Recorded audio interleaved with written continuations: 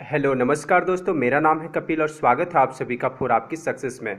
दोस्तों, आज के इस वीडियो में मैं आपको बताने वाला हूं भारत के प्रसिद्ध ऐतिहासिक एवं दार्शनिक स्थल। ठीक है। और अभी इसमें मैं 15 क्वेश्चन कवर करूंगा और इसका ये फर्स्ट पार्ट है और ऐसे ही वीडियोज़ मैं अभी और भी बनाऊंगा, यानी कि क्योंकि ये कंप्लीट नहीं हो पाएगा, 15 क्वेश्चन में कुछ नहीं होगा। तो इससे रिलेटेड बहुत सारे ऐसे क्वेश्चन हैं जो कि अभी मतलब पूछे जाते हैं एग्ज़ाम्स में, वो चाहे रेलवे ग्रुप डी हो या तो फिर एसएससी के एग्ज़ाम हो या अन्य एग्ज़ाम हो। ये जो प्रसिद्ध ऐतिहासिक एवं दर्शनीय स्थल होते हैं वो क्वेश्चन पूछ ही लिए जाते हैं। तो ठीक है, तो अभी हम लोग चलिए देखते हैं वो 15 क्वेश्चन कौन से हैं और आप ये बताएंगे कि आउट ऑफ 15 आप कितना सही कर पाए हैं, वो आप मुझे कमेंट बॉक्स में ज़रूर बताइएगा। और एक और ये रिक्वेस्ट है कि यदि आप मेरे चैनल पर नए हैं तो प्लीज़ मेरे चैनल को सब्सक्राइब कीजिए, फॉर आपकी सक्सेस को सब्सक्राइब कीजिए। आप मुझे फेसबुक पर भी फॉर आपकी सक्सेस सर्च करके वहाँ भी मुझे फॉलो कर सकते हैं। ठीक है, तो चलिए हम लोग देखते हैं वो कौन से क्वेश्चन आंसर है। ठीक है, तो देखते हैं। चलिए, पहला जो क्वेश्चन ये है कि विजय घाट कहाँ है।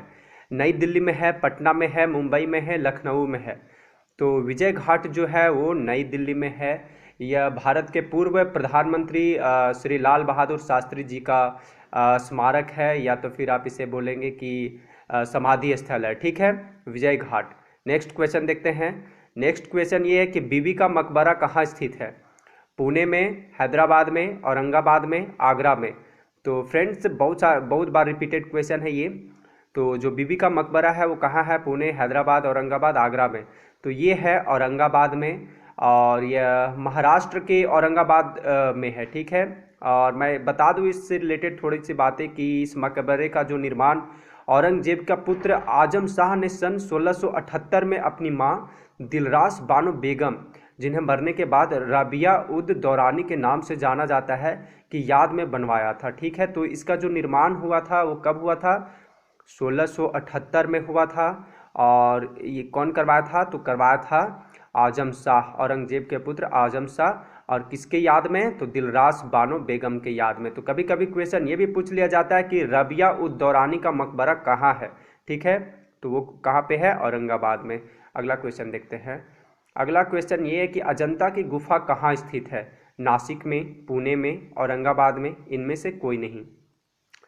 फ्रेंड्स, जो अजंता की गुफा है ये सबसे प्राचीन गुफा है, और ये कहाँ पे है, तो ये है फ्रेंड्स औरंगाबाद में है। ठीक है, इसमें टोटल 29 गुफाएं हैं, यानी 29 गुफाएं हैं। और इसे मैं बता दूं कि 1983 ईस्वी में, 1983 में इसे यूनेस्को द्वारा विश्व धरोहर स्थल के रूप में इसे मान्यता दी गई है। और यहाँ बौद्ध धर्म से संबंधित चित्रण एवं शिल्पकारी के उत्कृष्ट नमूने मिलते हैं। ठीक है, और इसका जो निर्माण हुआ था वो द्वितीय शताब्दी ईसा पूर्व में किया गया था। ठीक है, अगला क्वेश्चन देखते हैं। अगला क्वेश्चन ये है कि एलोरा की गुफाएं कहाँ स्थित है। नासिक में, पुणे में, औरंगाबाद में, इनमें से कोई नहीं। ये भी बार बार पूछे जाते हैं क्वेश्चन। जैसे अजंता की गुफाएं हो गई, एलोरा की गुफाएं, तो ये कहाँ पे है एलोरा की गुफाएं, ये भी है औरंगाबाद में ही है।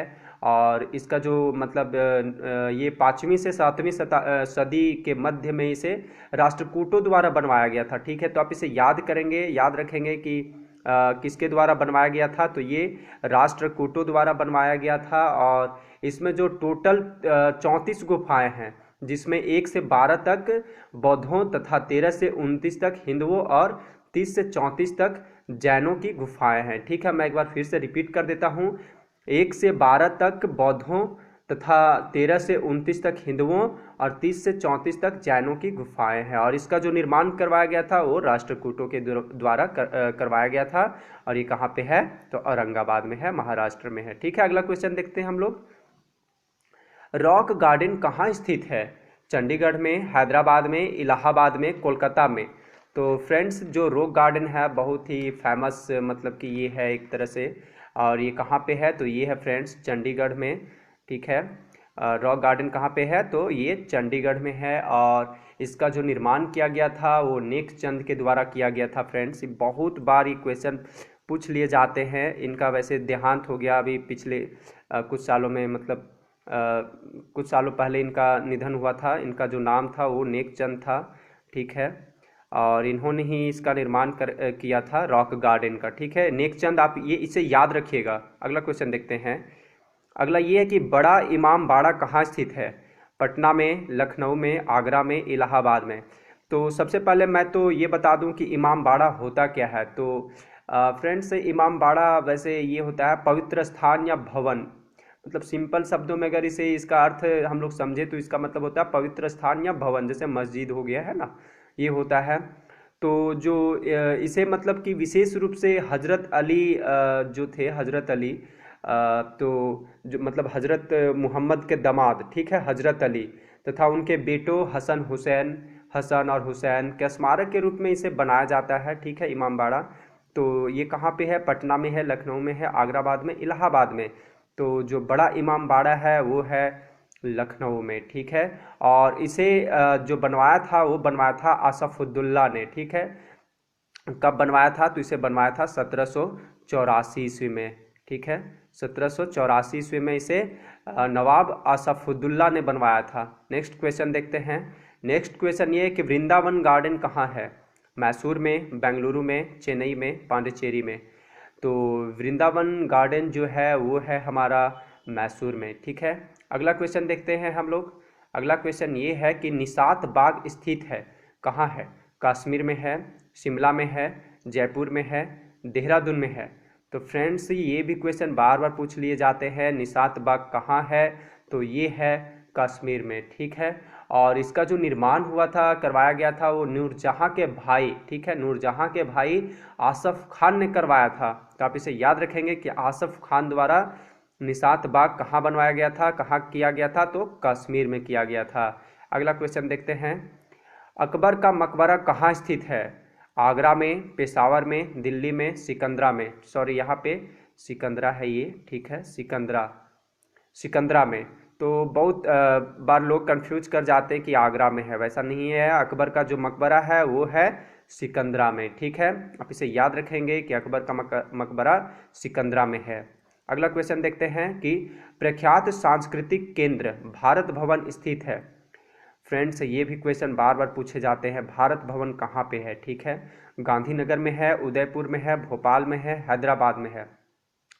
तो यह जो भारत भवन है वो है भोपाल में, यानी मध्य प्रदेश में। ठीक है, और यह मतलब कि भोपाल में स्थित एक विविध कला सांस्कृतिक केंद्र एवं संग्रहालय है। ठीक है, तो आप इसे याद रखेंगे कि कहाँ पे है। तो ये भोपाल में है। और इसमें मैं आप और बता दूं कि आर्ट्स गैलरी हो गया, चाहे ललित कला संग्रह, indoor outdoor auditorium, rehearsal room, भारतीय कविताओं का पुस्तकालय आदि कई चीज़ें इसमें शामिल है, यानी कि इस भारत भवन में। ठीक है, अगला क्वेश्चन देखते हैं। अगला क्वेश्चन ये है कि हम्पी का खंडहर किस राज्य में है?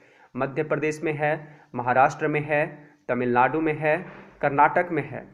तो फ्रेंड्स, जो हम्पी का खंडहर है वो है कर्नाटक में। ठीक है, आपको अगर शायद नहीं पता होगा तो मैं बता देता हूँ कि हम्पी जो है विजयनगर साम्राज्य की राजधानी थी और यह तुंगभद्रा नदी के तट पर स्थित है। ठीक है, और अब केवल खंडहरों में के रूप में ही अवशेष हैं, यानी कि अब ये खंडहर ही सिर्फ यहाँ पे बचा हुआ है। ठीक है, और इन्हें देखने से ऐसा प्रतीत होता है कि किसी समय में यहाँ एक बहुत ही समृद्धशाली सभ्यता निवास करती होगी। इसे यूनेस्को द्वारा विश्व विरासत स्थल के रूप में शामिल किया गया है। तो हम्पी बहुत ही मतलब इम्पोर्टेंट क्वेश्चन बनता है इससे रिलेटेड। तो ये है कर्नाटक में, और ये किसका राजधानी था? तो ये था विजयनगर साम्राज्य की राजधानी था। और कहाँ पे है, किसके किनारे? तो तुंगभद्रा नदी के तट पर स्थित है। आप इसे याद रखेंगे कि तुंगभद्रा नदी के तट पर ये स्थित है। अगला क्वेश्चन ये है कि सांची का स्तूप किस राज्य में स्थित है? कर्नाटक में, मध्य प्रदेश में, उत्तर प्रदेश में, बिहार में।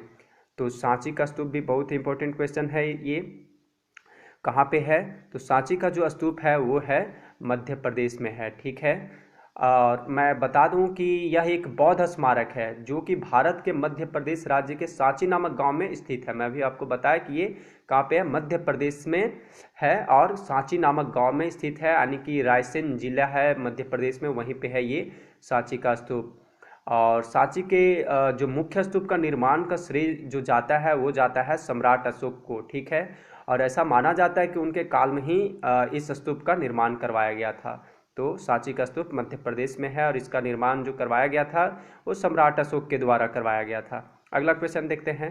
अगला क्वेश्चन ये है, एक मिनट, हाँ, अगला क्वेश्चन ये है फ्रेंड्स कि विख्यात पर्यटन स्थल गुलमर्ग एवं सोनमर्ग भारत के किस क्षेत्र में स्थित है? कश्मीर में है, हिमाचल प्रदेश में है, सिक्किम में है, मेघालय में है। तो फ्रेंड्स जो गुलमर्ग और सोनमर्ग है वो है कश्मीर में। ठीक है, अगला क्वेश्चन देखते हैं हम लोग। अगला क्वेश्चन ये है कि आनंद भवन कहाँ है? लखनऊ में है, नई दिल्ली में है, लंदन में है, इलाहाबाद में है। तो फ्रेंड्स जो आनंद भवन है ये है, आनंद भवन जो है फ्रेंड्स ये है इलाहाबाद में। और मैं बता दूं कि इसका जो शाब्दिक अर्थ होता है, जो इसका अर्थ होता है वो होता है खुशियों का घर। ठीक है, आनंद भवन का मतलब खुशियों का घर। और यह नेहरू गांधी परिवार का पुश्तैनी मकान है जिसे अब स्वराज भवन के नाम से भी जाना जाता है। तो आप इसे याद रखेंगे कि स्वराज भवन के नाम से अब इसे आनंद भवन को जाना जाता है, स्वराज भवन के नाम से। अगला क्वेश्चन देखते हैं, और ये कहाँ पे है? इलाहाबाद में। चलिए अगला क्वेश्चन देखते हैं हम लोग। अगला क्वेश्चन ये है कि किस राज्य में पर्वतीय नगर मंसूरी स्थित है? आप जरूर सुने होंगे मसूरी, आप गाना भी इससे रिलेटेड सुने होंगे कि ठीक है। तो ये कहाँ पे है? कश्मीर में है, मेघालय में है, उत्तराखंड में है, हिमाचल प्रदेश में है। तो मसूरी जो है फ्रेंड्स ये है उत्तराखंड में, मसूरी, नैनीताल, ठीक है, ये सब कहाँ पे है? तो उत्तराखंड राज्य में स्थित है। तो अभी के लिए बस ये 15 क्वेश्चन है, और मैं अभी ये फर्स्ट पार्ट है। अभी इससे रिलेटेड मैं और भी पार्ट अभी लाऊंगा, बहुत सारा इसका और पार्ट मैं बनाऊंगा, क्योंकि बहुत सारे क्वेश्चन इसमें कवर करने होंगे रेलवे ग्रुप डी के एग्ज़ाम के दृष्टिकोण से, और अन्य जो एसएससी के एग्ज़ाम होते हैं, या तो फिर जो भी जिसमें जीएस जीके पूछे जाते हैं उसके दृष्टिकोण से। ठीक है, तो अगर वीडियो आपको पसंद लगी है तो लाइक कीजिए, शेयर कीजिए, और यदि अभी तक मेरे चैनल को आप सब्सक्राइब नहीं कीजिए तो प्लीज़ सब्सक्राइब कर लीजिए। चैनल का नाम है फॉर आपकी सक्सेस, और आप मुझे फेसबुक पर भी फॉर आपकी सक्सेस सर्च करके मुझे फॉलो कर सकते हैं। और आप मुझे ये ज़रूर बताएंगे कि आप आउट ऑफ 15 में कितना करेक्ट कर पाए हैं। ठीक है, और मैं अभी ऑनलाइन मतलब रेलवे ग्रुप डी का मैं तैयारी करवा रहा हूँ, तो इसलिए आप मेरे चैनल को ज़रूर सब्सक्राइब कर लीजिएगा। Thanks for watching.